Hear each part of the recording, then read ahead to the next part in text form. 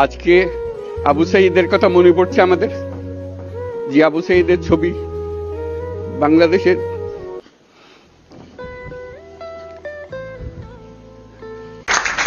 এরা এই দেশকে রক্ষা করেছে, এ দেশকে নতুনভাবে পুনর্জন্ম দিয়েছে এবং এই পুনর্জন্মে যে বাংলাদেশ পেলাম, সে বাংলাদেশ যেন অত্যন্ত দ্রুত গতিতে এগিয়ে চলতে পারে, সেটাই হলো আমাদের শপথ। সেটা আমরা রক্ষা করতে চাই, এগিয়ে যেতে চাই।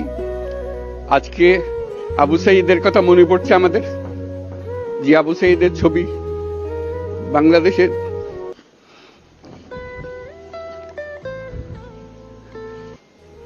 প্রতিটি মানুষের মনে গেঁথে আছে, এটা কেউ ভুলতে পারবে না।